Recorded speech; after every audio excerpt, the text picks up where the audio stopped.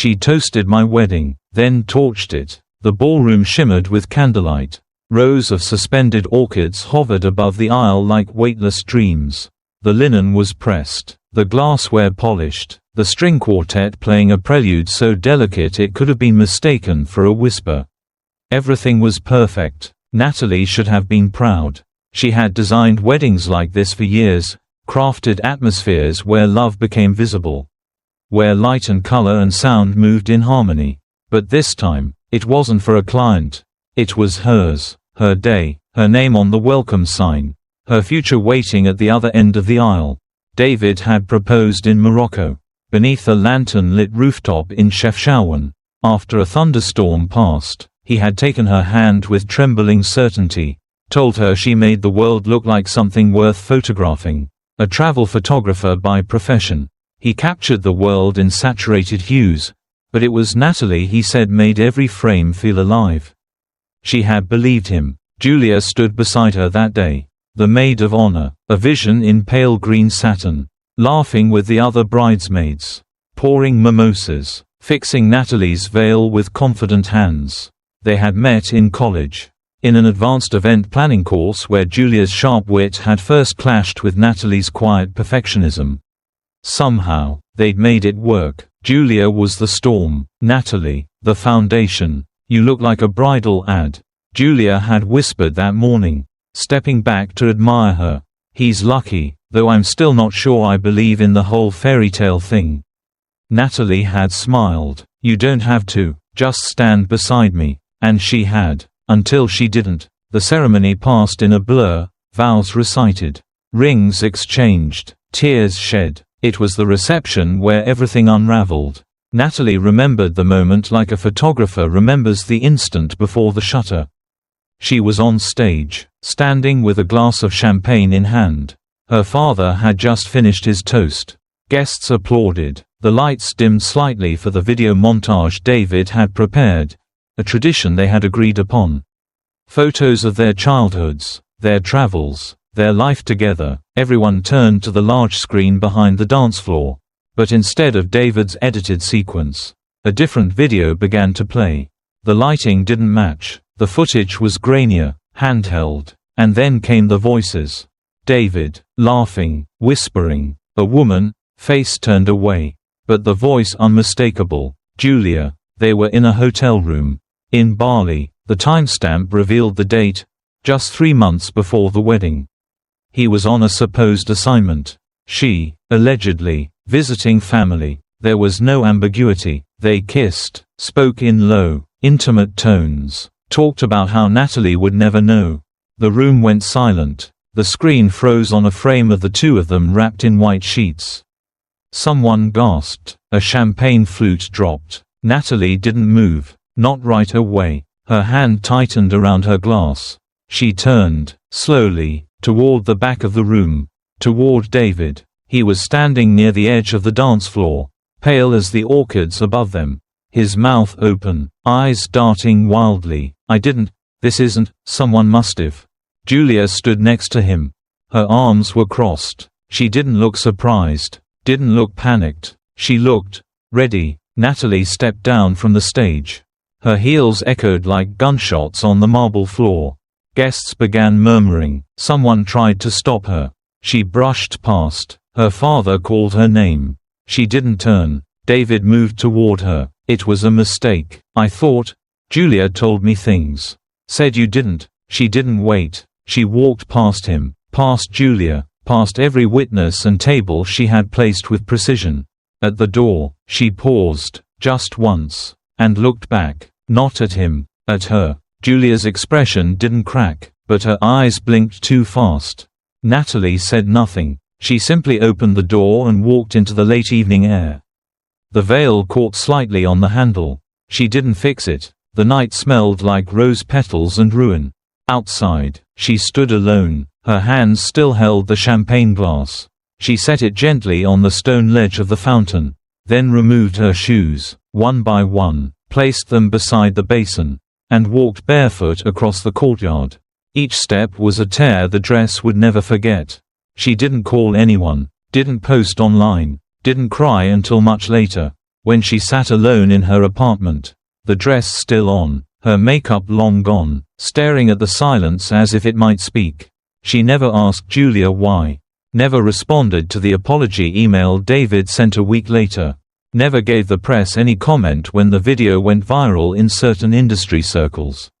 Followed by speculation and gossip. Instead, Natalie packed her design samples, updated her website, and went back to work. 2 weeks later, she planned a wedding for a couple who had survived a car accident together. When the bride asked her how she remained so calm under pressure, Natalie smiled and said, "Because beauty deserves someone strong enough to carry it, even when no one's looking." And so she carried it. Not just the beauty, but the silence, the space where the fire had burned. And something began to grow there. Not forgiveness, not yet, but something much quieter, something far more dangerous, resilience. And she would wear it better than any dress ever made.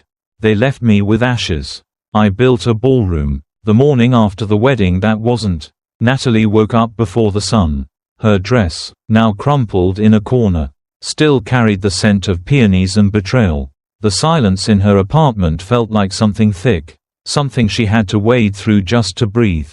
But she didn't reach for her phone, didn't call her mother, didn't cry. She made coffee, and then she opened her planner. The first page was blank, meant to be filled with seating charts and floral palettes. Instead, she stared at it for a long while before writing one sentence at the top. "I will not let this define the rest of my story." Natalie didn't break down in any visible way. She didn't vanish. She didn't move across the country or change her name. Instead, she did the one thing she knew how to do better than anyone else. She built something. In the weeks that followed, she quietly left the boutique agency she had been working for, packed up her notebooks and vendor lists, and rented a small, sun-drenched studio above a florist's shop in Williamsburg. The rent was ridiculous, the plumbing was moody, but the light, oh, the light, it poured in like a promise. She named the company's second vow. No fanfare, no logo with hearts or glitter. Just a name, and a mission, to design events for people who had survived something. People who knew what it meant to lose and still choose beauty. People who understood that a second beginning carried a different kind of magic, quieter, harder earned, and deeply real. Her first client was a couple in their 50s, both previously divorced, now marrying in a greenhouse in Hudson Valley. Natalie cried quietly while designing their tablescapes. The second was a woman marrying her partner in a hospital chapel during remission. The third, a groom who'd lost his previous fiancée in a car crash. Word spread, not through Instagram reels or bridal magazine features, but through whispers, through the kinds of conversations held over wine at midnight, through people who said, "You need someone who understands what this means. Call Natalie." She turned down every interview, every "where is she now?" request from the blogs that had once feasted on the viral implosion of her wedding. She refused to let them turn her into a redemption arc they could sell. She never said David's name again. And as for Julia, there were sightings. Sometimes. Gossip. Julia had married David a year later. They ran a studio together. Had become semi-well known in boutique travel wedding photography circles. Natalie never followed. Never searched. Her healing didn't involve rewatching the fire. It involved planting something new. By year 4, she had a team. By year 5, a waitlist. By year 6, she was consulted for destination weddings in Paris, Cape Town, Kyoto, but she remained grounded. She always returned to Brooklyn, to the studio above the florist, where she could still smell lilies when the vents opened. She no longer believed in fairy tales, but she believed in craft, in space, in timing. She had learned that love didn't need to be shouted. It needed to be witnessed. On the 8th anniversary of the day she walked out of her own wedding. She was arranging hydrangeas for a couple getting remarried after 20 years apart when her assistant handed her a box. "Special delivery," they said, "no return address, just your name." Natalie opened it with mild curiosity. Inside was a single white envelope, thick and hand-addressed. The paper was engraved with gold letters. Lucas and Julia Ward invite you to design our 10th wedding anniversary celebration. She stared at the names for a long moment. Lucas Ward. She had never met him. Had seen his name in headlines. In passing, CEO of a high fashion house in Manhattan. Known for his discretion, elegance, and rare interviews. And Julia, his wife. Her name printed beneath his. As if nothing had ever happened. As if she had not played executioner in satin heels. Natalie turned the envelope over. Inside was a short letter. Typed, formal. Dear Ms. Clark, I have long admired your work. Your aesthetic speaks to something deeply human, elevated but rooted. My wife and I are planning an intimate anniversary celebration and would be honored if you would consider leading the design. I understand your time is precious and your clientele selective. I hope you'll give this invitation thoughtful consideration. Warm regards. Lucas A. Ward. There was no mention of a connection. No recognition. Natalie stared at the page for a long time. Then she leaned back in her chair. Hands folded over her stomach. She could have said no. She could have sent a polite decline and gone back to her work. But something about the tone of the letter lingered. Not contrived. Not opportunistic. Just earnest. She opened her calendar. Checked the date they requested. She had a slot open. She picked up her pen and wrote one word. Possible. Her assistant raised an eyebrow. You know who that is. Right. Natalie nodded once. I know. She didn't say more. She didn't need to. Some doors, when reopened, don't lead back, they lead forward. And this time, she wasn't walking into a ballroom someone else designed. This time, the architecture would be hers. He didn't know my past. But he saw something real. Lucas Ward arrived for the first consultation exactly on time. Not a minute early, not a second late, Natalie noticed. Not because she was surprised. Men like Lucas often wielded time as a signature of control, but because it reminded her of someone who had once arrived at her wedding 30 minutes late with lipstick on his collar. She inhaled, then exhaled. 8 years was a long time. A person could build a kingdom in that span. She had. Lucas wasn't what she expected. No arrogance, no designer ego, just calm, composed precision. He wore a navy suit. No tie, a vintage watch, and eyes that missed nothing. When she offered him coffee or sparkling water, he chose peppermint tea. That, too, she noted. They sat across from one another in the room she used for high-profile client meetings, neutral tones. Intentional lighting, curated calm. The table between them held a portfolio of past work. But Lucas didn't reach for it immediately. I've followed your work for years. He said, voice measured but not cold. There's a softness to it that's never sentimental. You design like someone who knows what silence feels like.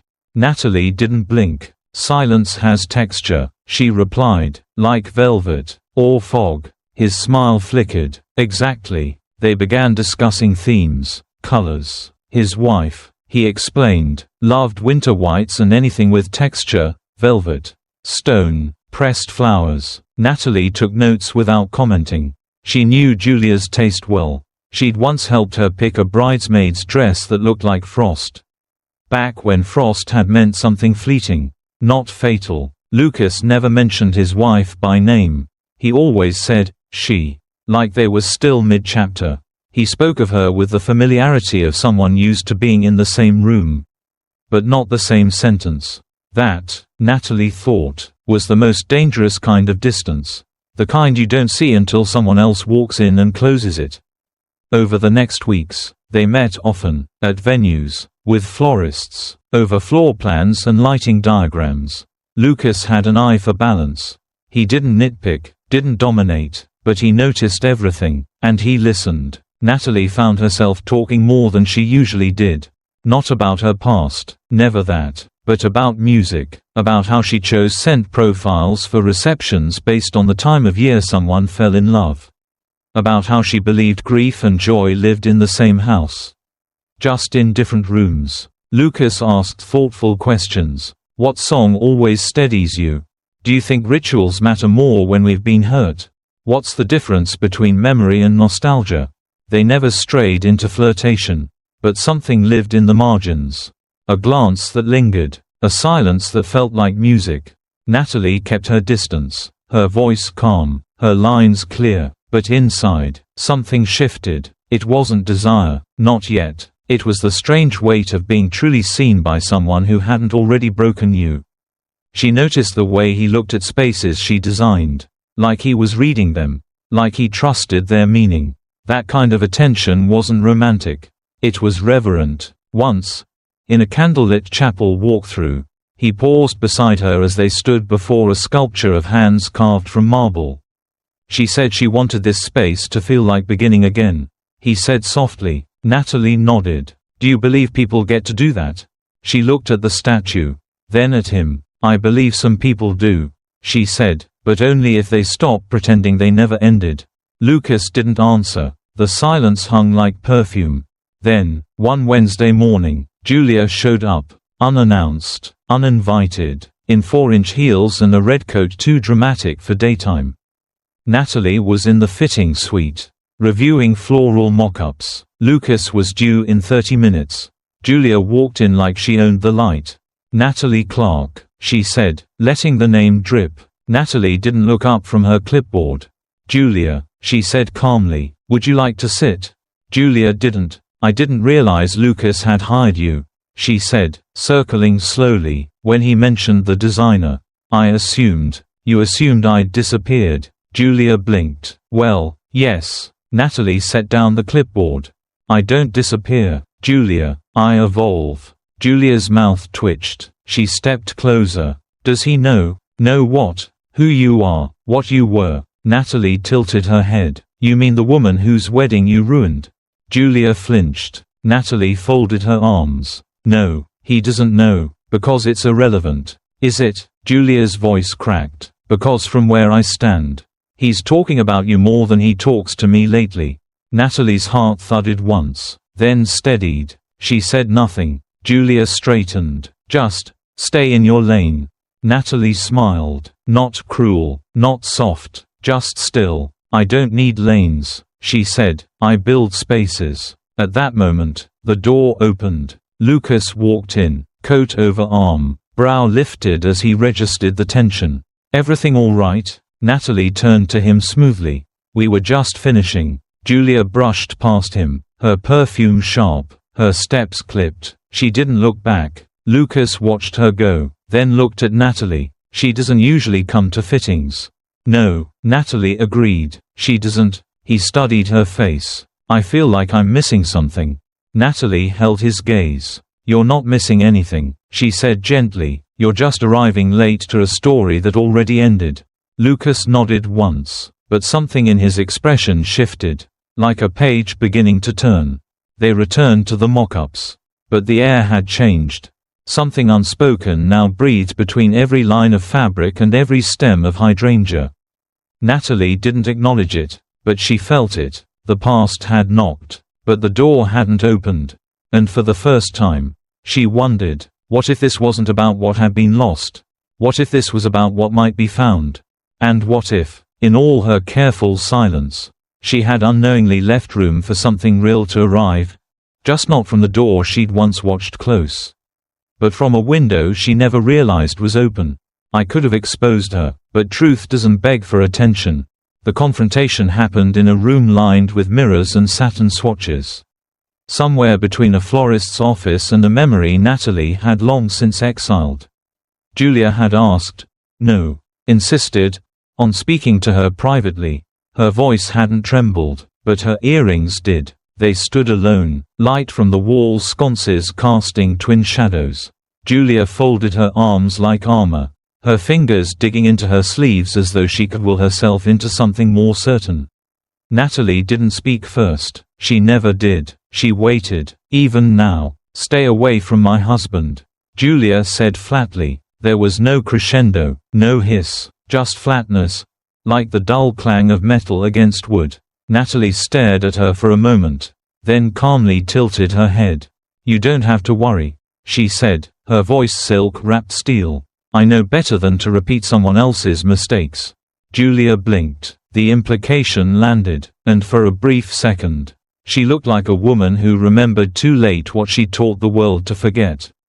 "I mean it," Julia said, her voice rising. "You may think you're being clever. But I see it. I see the way he looks at you. He doesn't look at anyone that way, not even me." Natalie exhaled. Not tired, not amused, just done. "You married him, Julia, not his gaze. And I don't collect leftovers." There was no venom in her tone, just a finality. Julia stood very still. "You're not going to tell him, are you?" Natalie walked to the window, looked out. The city didn't care who was afraid in this room. Cars still hummed. The sky hadn't noticed the drama. "Why would I? The truth doesn't beg for attention. It stands on its own." That was the last thing she said before leaving Julia alone with her reflection. But it wasn't the end. A week later, Natalie's team received a vague inquiry from Julia's assistant. Was the designer available for other high-profile projects in late summer? And, tentatively, could they discuss dissolving the current contract?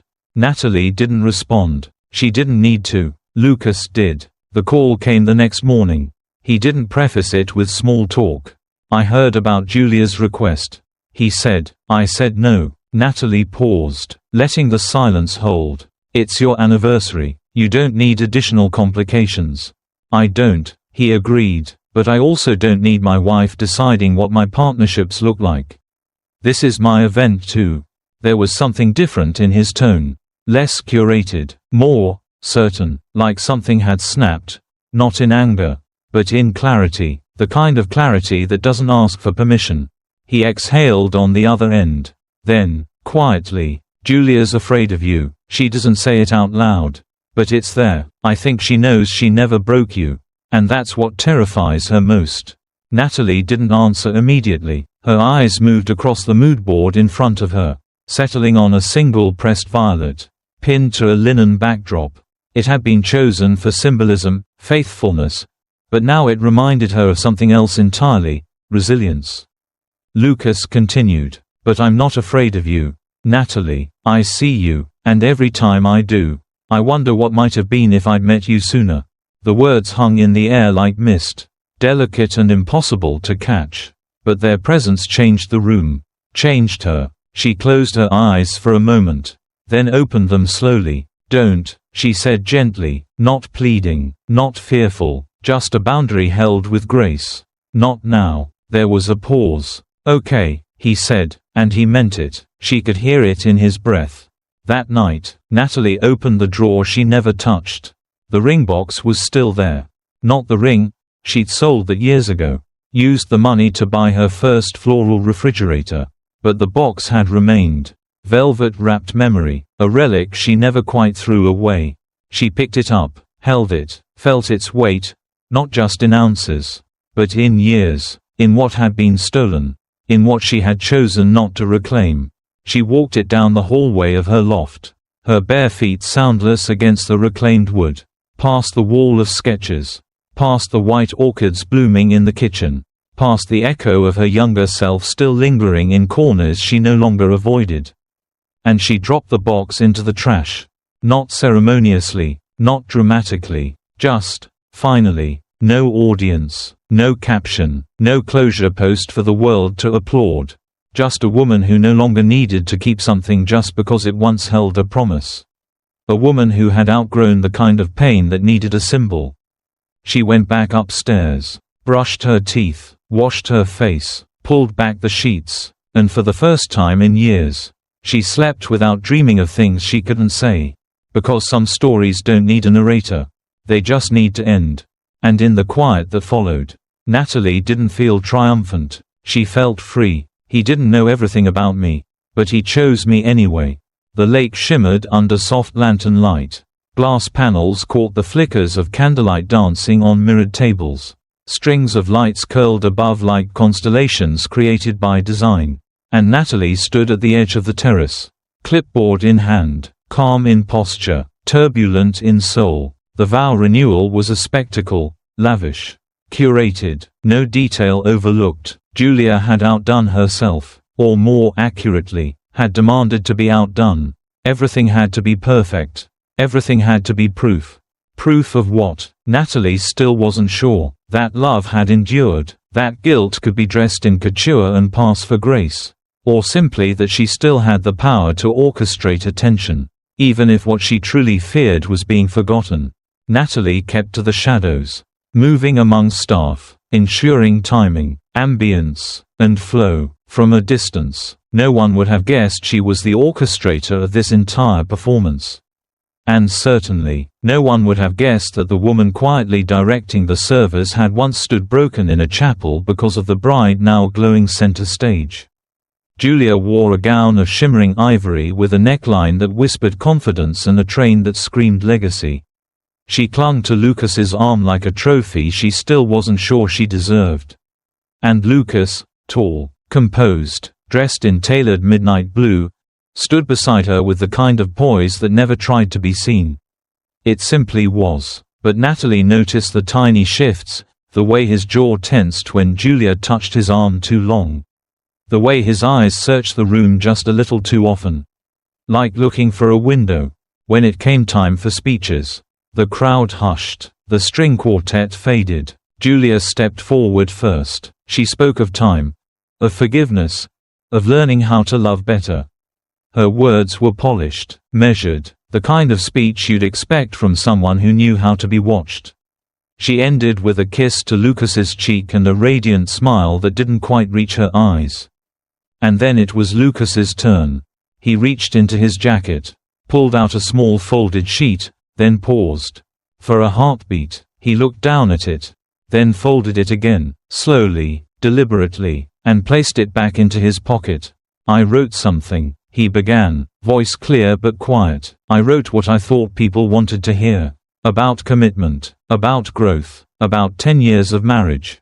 He looked toward Julia, who nodded faintly, her smile fixed. "But what I really want to say isn't rehearsed." There was a shift in the air. "Sometimes, people come into your life to witness a moment," he continued, "and sometimes, they come to organize it, to make beauty from chaos. And sometimes," his eyes moved across the crowd, across the terrace, toward the edge, "sometimes, they come to wake something up inside you that you didn't realize had gone quiet." Every head turned. And then they found her.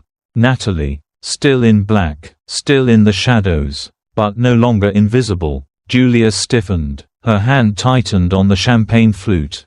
Her smile didn't falter, but her breath did. Lucas didn't look away. He didn't name her. He didn't have to. He just said, "Thank you, for reminding me what clarity feels like." There was no applause, only stillness. The kind that follows a truth too deep for clapping. Natalie didn't move. She didn't smile. She simply nodded. Once. A nod that meant, "I heard you. I see you. I don't need anything else." And then the evening went on. There were toasts, dances, photos, none of which she stayed for. She slipped away during the third song. As always, without spectacle, no final bow, no attention drawn. The next morning, her office was filled with soft light and the scent of eucalyptus. On her desk sat a sealed envelope.